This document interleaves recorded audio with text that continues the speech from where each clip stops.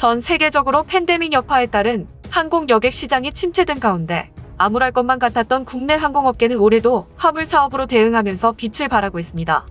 여객 수요가 팬데믹 사태 이전 수준으로 회복하려면 아직도 수년이 걸릴 것으로 전망되지만 반도체와 백신 수송에 따른 항공 화물 사업은 성장이 전망되고 있습니다. 수많은 항공사들 중 대한항공이 유독 주목을 받았는데 지난해 글로벌 항공사 중 유일하게 흑자를 달성할 것으로 보이기 때문입니다. 코십구라는 악재를 극복하고 거둔 값진 성과입니다. 위기에서 벗어나기 위해 진행한 화물 사업 위주의 경영 전략이 주요했는데 대한항공은 상승세를 이어나가고자 화물 사업 경쟁력을 계속해서 강화할 방침입니다. 한편 미국 유나이티드 항공은 지난해 연결 기준 영업 손실 63억 5,900만 달러를 기록했고 순손실 규모는 70억 7천만 달러에 달합니다. 미국의 또 다른 대형 항공사인 델타항공은 지난해 125억 달러의 적자를 거뒀고 순손실액은 124억 달러에 달했습니다. 아직 실적을 발표하지 않는 글로벌 항공사들도 코십구로 인한 적자를 피하지 못할 것으로 보입니다. 글로벌 항공사들의 부진은 예상된 일이었습니다. 항공사들은 코십구 확산으로 여객기를 제대로 띄우지 못했는데 글로벌 항공 데이터 분석 업체인 시리움에 따르면 지난해 여객 교통량은 전년 대비 67% 감소한 것으로 나타났습니다. 시리움은 작년 글로벌 항공 교통량은 21년 전인 1999년 수준으로 감소했다는 분석을 내놓았습니다. 항공업계 관계자는 백신 등 희망적인 요소가 있지만 확진자가 세계적으로 계속 나오는 이상 국가별 여행 수요는 당분간 반등할 가능성이 낮으며 자연스레 항공사들의 적자 탈출 시기는 날이 갈수록 예측하기 어렵다고 전했습니다. 암울한 상황 속에서 성과를 기록하지 못한 글로벌 항공사들과 달리 대한항공은 흑자 달성이 유력한 모습이 주목을 받기에 충분했습니다. 금융정보제공업체 FN가이드에 따르면 대한항공의 작년 연결 기준 영업이익 전망치는 1,014억 원으로 별도 기준으로도 흑자 2,191억 원을 거뒀습니다.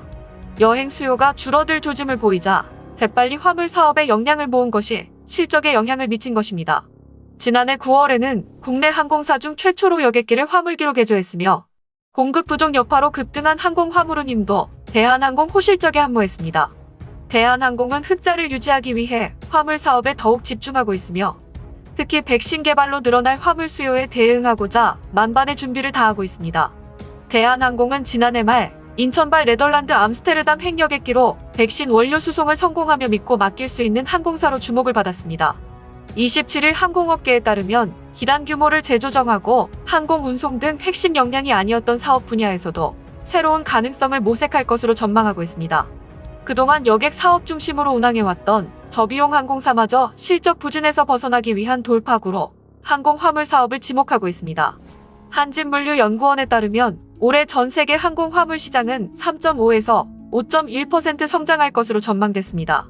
기저 효과도 일부 있지만 코십구로 침체됐던 교역 환경이 정상화되면서 항공 화물 부문에도 긍정적인 영향을 줄 것으로 보입니다. 특히 연구원은 동남아 등 신흥국들의 성장에 주목해야 한다고 강조했는데 최근 중국의 생산기지 역할은 베트남 등 동남아 국가로 분산되는 추세입니다. 신흥국의 성장으로 인트라아시아 물류 시장이 커지면서 올해 항공 화물 시장의 성장을 견인할 것으로 보입니다. 이에 따라 국내 항공사들은 이미 지난해부터 화물 사업에 적극적으로 뛰어들었습니다. 지난해 12월 화물 수송 실적은 전년 동기 대비 12.7% 증가한 27만 1,036톤을 기록했는데 인천국제공항 개항 이래 최대치를 달성했습니다. 대한항공, 아시아나항공과 같은 대형 항공사뿐 아니라 진에어, 티웨이 항공과 같은 저비용 항공사까지 여객기를 화물기로 개조해 화물 노선에 투입한 결과였습니다. 현재 항공 화물 수출 여건도 긍정적인 것으로 나타났는데 한국무역협회에 따르면 올해 1분기 반도체 수출 경기 전망 지수는 123.6으로 조사됐습니다. 지수가 100 이상이면 향후 수출 여건이 전 분기 대비 개선된다고 내다보고 있으며 반도체 운송은 항공 화물 사업의 핵심으로 꼽히고 있습니다. 해운과 달리 항공 화물 사업은 반도체 등 고부가 가치 제품을 미국이나 유럽으로 운송하는 데서 더 많은 수익을 내는 구조이기 때문입니다. 거기다 항공사들은 올해 2분기부터 시작될 것으로 보이는 백신 운송에도 기대를 걸고 있는데 물류업계 최대 성수기로 꼽히는 작년 4분기를 지나면서 이달 들어 항공 화물 운임이 떨어지고 있지만 글로벌 백신 수송이 시작되면 운임이 다시 치솟을 것으로 내다보고 있습니다.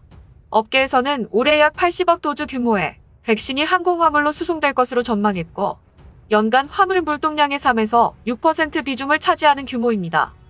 보잉 777F 항공기 8,000대가 필요한 분량에 해당되며 한국의 경우 5천만 국민이 총 2회씩 접종한다고 가정했을 때 보잉 777F 항공기가 100대가 필요한 상황입니다.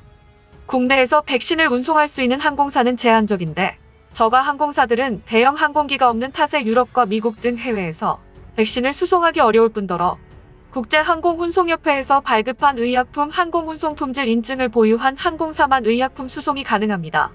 전 세계 항공사 중에서 의약품 항공운송 품질 인증을 보유한 항공사는 18곳뿐인데 국내에선 대한항공과 아시아나항공뿐입니다. 최근 전통적인 항공 화물로 꼽히는 IT 장비, 반도체, 완성차 부품 등의 수요가 지속되는 가운데 백신 수송까지 본격화되면 의약품 항공운송 품질 인증을 보유한 국가의 항공사의 역량에 전 세계가 집중될 것으로 예상됩니다. 지난해 글로벌 항공사 실적은 화물 운송에서 갈렸습니다. 화물 단가가 인상되고 아시아권발 화물 운송이 증가하면서 물량 탑재율이 높은 화물 전용기 보유 항공사가 실적 하락 방어에 성공했습니다. 그간 글로벌 화물 운송의 절반은 여객기의 화물칸인 벨리카고를 통해 이루어졌지만 후19로 지난해 여객기 운항이 중단되면서 화물 전용기를 운항할 수 있는 항공사가 보다 유리했습니다. 전체 기단에서의 화물 전용기 비중은 대한항공과 아시아나항공이 압도적으로 높았는데 대한항공이 13.7%, 아시아나항공은 14%로 중화항공 18%와 함께 화물 전용기 탑티어로 꼽혔습니다. 적자가 크게 늘어난 ANA과 루프트한자는 3.7%, 에어프랑스는 1.1%, 항공사 중 가장 많은 항공기를 보유한 델타항공은 0%로 집계됐습니다. 올해도 화물 전용기 비중이 높은 항공사가 실적 개선이 가능할 전망입니다. 지난해 4분기 화물운송 성수기로 화물운송 단가가 재차 상승, 올해 1에서 2분기부터는 백신 운송으로 단가 상승의 수혜를 이어갈 것이란 분석입니다. 여객기 운항이 원활하지 않은 상황에서 화물 단가 인상, 화물 운송 수요 증가, 유가 하락에 따른 유류비 부담 감소 등 화물 부문에 우호적인 시장 환경이 조성됐고 화물 전용기를 보유한 항공사의 긍정적인 요인으로 작용할 것으로 보입니다. 기단 내 여객기 비중이 매우 높은 경우 대규모 적자를 상쇄하기에 부족할 것이며 후19가 지속되는 상황에서 글로벌 주요 항공사들의 실적 저하 추세는 지속될 전망입니다. 20일 항공업계에 따르면 이달 초 기준 북미 홍콩 노선의 항공 화물운임은 킬로그램당 7.5달러로 두 달 새 30%가량 급등했습니다. 코19 직전인 전년 동기 3.14달러와 비교하면 2배 넘게 올랐습니다. 유럽 홍콩과 유럽 북미 노선 운임도 각각 5.59달러와 5.0달러로 급등세를 보이고 있습니다. 항공업계는 올해 항공운임 상승 현상이 지속될 것으로 내다보고 있습니다. 업계 관계자는 화물 공급이 점차 늘어나는 추세지만 여전히 공급 부족으로 인한 운임 상승 기조가 지속되고 있고 올 2분기부터 백신 수송이 본격화하면서 항공운임이 또다시 급등할 것이라는 전망이 나왔고 대한항공과 아시아나항공도 매달 화물 운송량을 늘리는 등 보유한 화물기를 풀가동하고 있는 상황입니다. 각국의 항공사들은 적자를 모면하기 위해 기내식 판매와 목적지가 없는 비행기 티켓 판매를 통해 수입을 다각화하는 모습을 보이고 있습니다.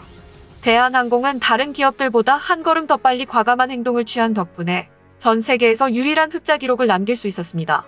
지금까지 지식큐브였습니다. 구독과 좋아요는 컨텐츠 제작에 큰 힘이 됩니다.